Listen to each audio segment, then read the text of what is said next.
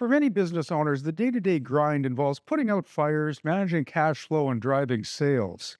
Corporate governance often feels like a buzzword reserved for publicly traded giants or a bureaucratic hurdle that gets in the way of real work.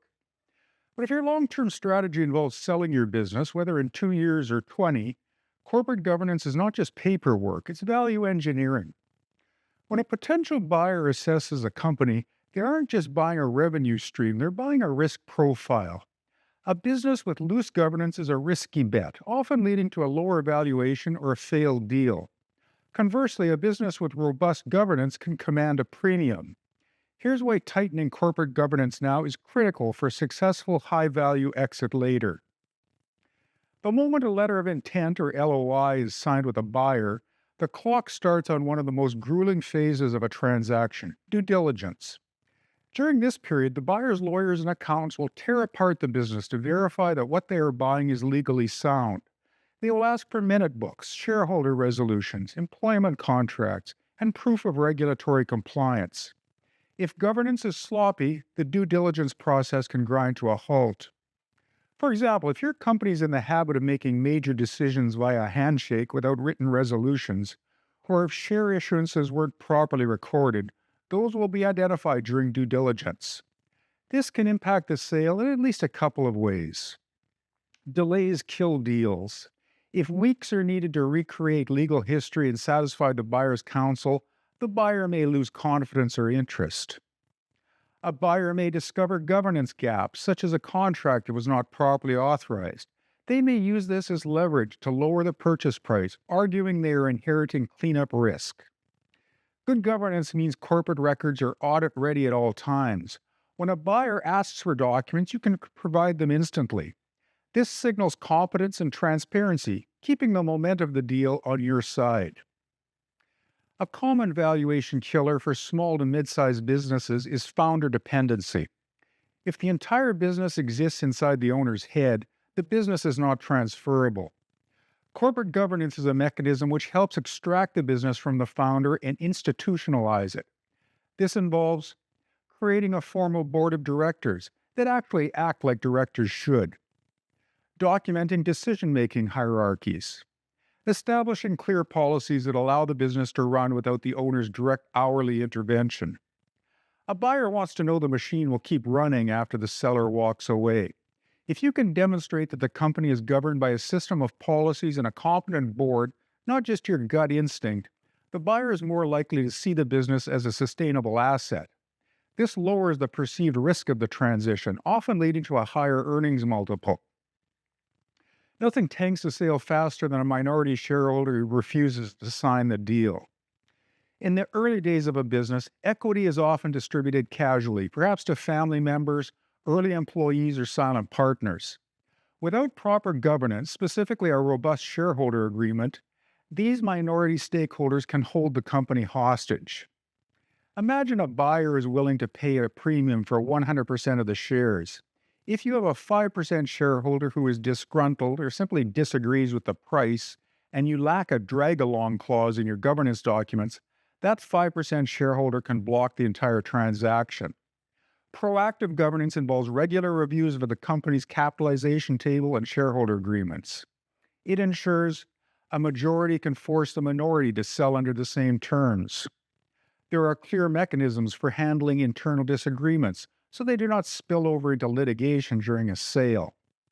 You control who ends up on your transaction table. Fixing these issues during a sale negotiation is expensive and stressful, perhaps even impossible. Fixing them years in advance is good governance. Sophisticated buyers, particularly private equity firms, view governance as a proxy for management quality. If a buyer sees a messy minute book, they may assume the financial books are messy too. If they see lack of clarity on who authorized a loan, they worry about undisclosed liabilities. This uncertainty creates a risk discount. On the other hand, clarity creates a premium. When a business has documented board meetings, ratified annual financial statements, clear conflict of interest policies, and properly maintained registers of directors and officers, it tells the buyer that this is a professional operation. It reduces the unknowns. When risk goes down, value goes up. Buyers are often willing to pay more for a clean company because it saves them significant legal fees and integration headaches post closing. Governance is effectively an internal audit system. By adhering to best practice governance routines like annual legal reviews and regular board meetings, you force yourself to uncover issues while they're still small. For example, perhaps the company is inadvertently offside on a new employment regulation, or maybe a lease agreement was not properly assigned to the correct corporate entity. If these issues are found during a routine annual governance review, they can be fixed quietly and cheaply. If a buyer finds them during due diligence, they become material disclosures that can spook lenders and investors. Governance provides the discipline to find and bury skeletons long before a buyer knocks on the door. Improving governance does not mean you need to act like a Fortune 500 company tomorrow.